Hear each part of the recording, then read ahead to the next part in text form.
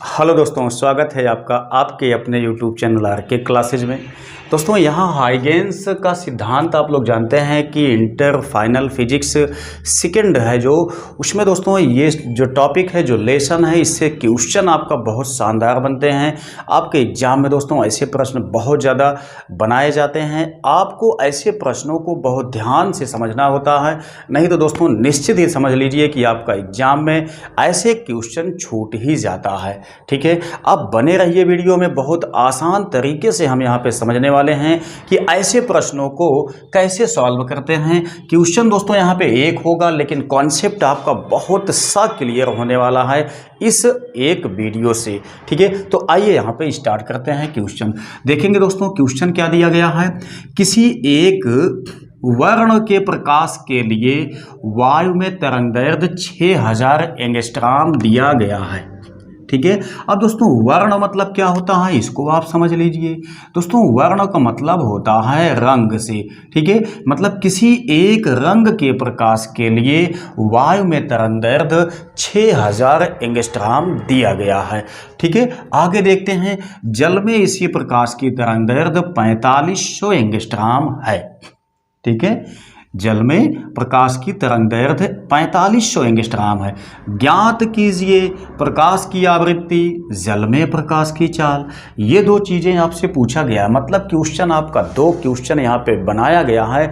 इसीलिए दोस्तों ये सवाल और भी ज़्यादा खास हो जाती है, क्योंकि एक क्वेश्चन से हमारे दो दो टाइप के प्रश्नों को सॉल्व करने के टाइप्स मिल जाएंगे इस वीडियो को देखने के बाद। और साथ ही साथ आपका कन्फ्यूजन बहुत क्लियर होगा, और इसके साथ ही आपको एक ऐसा कॉन्सेप्ट मिलेगा जिससे कि आप एक सवाल देखने के बाद अनेक सवालों को लगा पाएंगे। तो यहाँ पे दोस्तों देखते हैं, रंग वर्ण एक ही बात है। बात यहाँ पे क्या कहा गया है, ठीक है, देखिए ये दोस्तों क्या चीज़ है, ये मान लेते हैं आपका जल है। ठीक है, ये जल है। जैसा क्वेश्चन में कहा गया है वैसे हम इसको समझने की कोशिश करते हैं। बहुत आसान तरीके से सवालें आपकी हल हो जाएंगी। ये क्या है दोस्तों, वायु है। ठीक है, तो ध्यान दीजिएगा, कोई एक ही रंग का प्रकाश जब वायु में जाता है तो उसकी वेवलेंथ मतलब तरंगदैर्घ्य 6000 एंगस्ट्रॉम होती है। लेकिन दोस्तों जब यही आपका रंग किसी जल में जाता है तब इसकी जो वेवलेंथ मतलब इसकी जो तरंगदैर्घ्य बनती है वो 4500 एंगस्ट्रॉम होती है। ठीक है, इतना क्वेश्चन आपका दिया गया है। इसके अलावा कोई भी चीज़ इसमें नहीं दिया गया है। आपसे लगाने के लिए यहाँ पे दो दो क्वेश्चन पूछा गया है कि दो प्रश्नों के जवाब आप दीजिए। ठीक है, तो आपका कॉन्सेप्ट क्या है वो आप समझ लीजिए। दोस्तों हम लोग जानते हैं कि एक ही रंग के प्रकाश को जब हम वायु में डालते हैं या वायु अथवा निर्वात में भेजते हैं या जब किसी जल में भेजते हैं तो दोनों माध्यमों में जाती हैं तो उनकी दो चीज़ें चेंज होती हैं, एक तीसरी चीज़ नहीं चेंज होती है।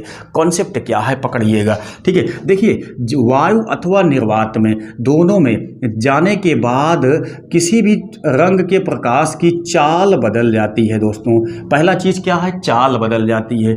दूसरा चीज़ क्या है दोस्तों, इसकी जो तरंग दैर्घ्य होती है वो चेंज हो जाती है। तो ये दो चीज़ें 100% हैं कि चेंज हो जाएंगी। ठीक है, जब मान लेते हैं अगर वायु में देखिए 6000 एंगस्ट्रॉम है तरंगदैर्घ्य, लेकिन वही रंग आपका जब जल में प्रवेश किया तब कितना हो गया, 4500 एंगस्ट्रॉम हो गया। क्या है ये तरंगदैर्घ्य है। ठीक है, तो चाल भी इसकी अलग अलग हो जाएगी। लेकिन दोस्तों एक चीज़ ऐसा होता है जो कि नहीं चेंज होता है, वो क्या होता है, वो आवृत्ति होती है। आवृत्ति दोस्तों चाहे वायु में प्रकाश जाए चाहे आपका जल में जाए, किसी भी माध्यम में जाएगा, लेकिन आवृत्ति नहीं चेंज होती है। ठीक है, तो हम यहाँ पे सबसे पहले जो दिया गया है उसको नोट करते हैं। ये कॉन्सेप्ट आपने समझा है। ठीक है, अब देखिए क्या कहा गया है, वायु में तरंगदैर्घ्य। तो दोस्तों हम वायु में तरंगदैर्घ्य को यहाँ पे लैम्डा मान के चलते हैं, तो ये 6000 एंगस्ट्रॉम दिया गया है। ठीक है, एंगस्ट्रॉम को दोस्तों हम लोग यहाँ पे बदल सकते हैं क्योंकि 1 एंगस्ट्राम इक्वल होता है 10 घाते माइनस 10 मीटर। ये भी आपका क्लियर होना चाहिए। तो यहाँ से हम लिख सकते हैं 10 घाते माइनस 10 मीटर, जहाँ पे एंगस्ट्राम दिया गया था। वैसे दोस्तों आगे चलते हैं तो जल में इसी प्रकाश की तरंगदैर्ध्य 4500 एंगस्ट्राम है। तो अभी इसको हम छोड़ देते हैं, हमारे पास केवल जो चीज़ पता है इसी को लेके चलते हैं, हम कुछ चीज़ निकालते हैं। देखिए, जब वायु में रंग के प्रकाश की तरंगदैर्ध्य इतना है तो हम लोग जानते हैं वायु में प्रकाश की चाल कितना होती है। ये दोस्तों 3 गुणे 10 घाते 8 मीटर प्रति सेकंड होती है। ठीक है, तो यहाँ देखिए लेमडा हमारा वायु में पता है, हमारा प्रकाश की चाल वायु में पता है। अभी हम जल में इंटर ही नहीं करते हैं, अभी इसके बाद चलेंगे। ठीक है, तो यहाँ देखिए सी का मान ज्ञात हो गया, लेमडा का मान ज्ञात हो गया। अब दोस्तों एक सूत्र होता है आवृत्ति के पदों में, वो आपको याद होना चाहिए। ठीक है, वो क्या होता है दोस्तों? वो होता है आपका nu is equal c upon lambda. ये क्या होता है? Nu equal c upon lambda होता है। न्यू क्या है दोस्तों? आवृत्ति है। मैं इसको थोड़ा से लिख देता हूं ताकि इसे आप भूलें ना। आवृत्ति इक्वल होता है वायु या निर्वात में प्रकाश की चाल। ठीक है, मैं प्रकाश की चाल बटे क्या होता है दोस्तों? तरंग दैर्ध्य होता है। ये सूत्र भी आपका याद रहना चाहिए, तब आप सवालों को लगाने में ज़्यादा मजा पाएंगे। ठीक है, तो आवृत्ति हमको नहीं पता है तो पहले हम आवृत्ति को ही निकालते हैं। तो यहाँ सी का मान देखिए हमने यहाँ पे लिया हुआ है 3 गुणे 10 घाते 8। तरंगदैर्ध्य आपके पास है दोस्तों कितना? 6000 एंगस्ट्राम। ठीक है, तो देखिएगा यहाँ पे हम लिखेंगे 6000 गुणे 10 घाते माइनस 10। अब दोस्तों थोड़ा से यहाँ पे कुछ क्रियाकलाप करते हैं जिससे कि क्वेश्चन आपका आसान हो जाए। क्या चीज़ देखते हैं? यहाँ देखिए, यहाँ पे 3 जीरो हम इससे काट सकते हैं, तो क्या होगा? यहाँ पे आपका बचा क्या है? New is equal 3। यहाँ पे देखिए इसको काटेंगे 3 दूनी 6, ये भी कट गया।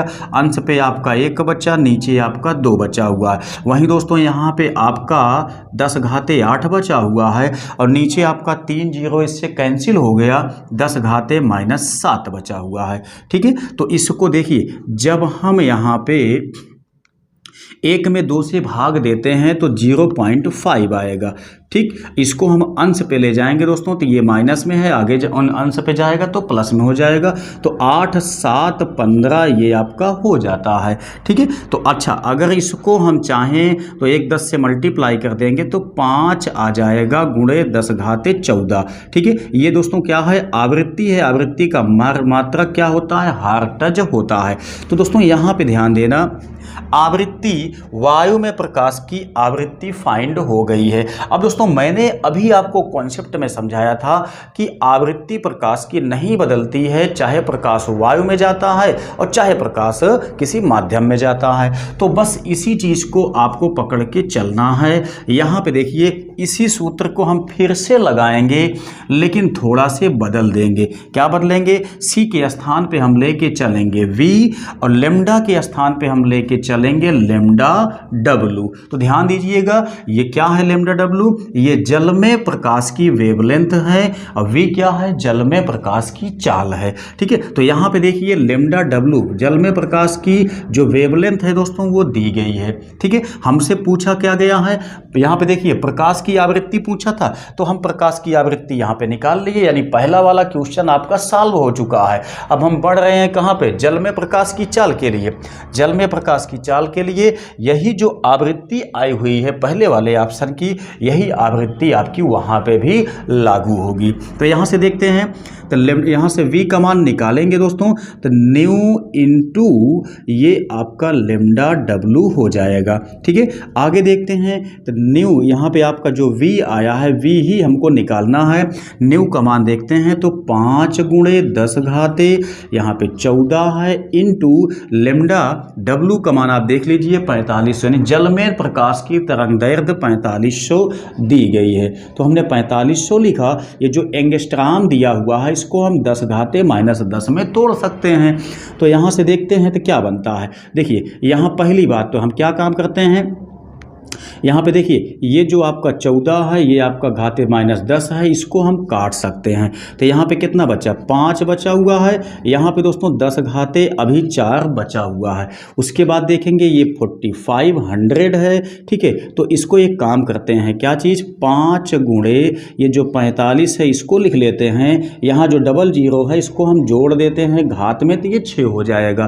तो v इज इक्वल, इससे यहाँ गुणा होगा 5 पचम 25, 5 चौक 20, 2 22, इतना आया हुआ है। 10 घाते आ गया कितना, 6। अब दोस्तों इसके बाद थोड़ा से हमको यहाँ पे इसको सॉल्व करने के लिए, चूंकि यहाँ पे इतना हम नहीं लिखेंगे, बल्कि हम क्या काम करते हैं, इसी में दोस्तों हम 100 से मल्टीप्लाई और 100 से यहाँ से हम भाग दे देते हैं। तब इससे क्या होगा, भाग वाला यहाँ पे चला जाएगा। तो v इज इक्वल, यहाँ पे हम जब 225 में 100 से भाग देंगे तो 2.25 आएगा, और साथ में जो आपका यहाँ पे 100 है इसको हम ले जाके इस पे जोड़ेंगे तो 10 घाते 8 आ जाएगा मीटर प्रति सेकंड। क्योंकि आप लोग जानते हैं कि प्रकाश की चाल जो होती है वो 10 घाते 8 के पदों में ही होती है। तो 2.25 गुणे 10 घाते 8 मीटर प्रति सेकंड आ गई है उसी वर्ण के लिए जल में प्रकाश की चाल। ठीक, तो उम्मीद करता हूं दोस्तों इस तरीके से आपका कॉन्सेप्ट भी क्लियर हो गया होगा और इस सवाल को भी आप आसानी से समझ गए होंगे। ऐसे जो भी क्वेश्चन आपके एग्जाम में आएंगे आप इनको लगा सकते हैं।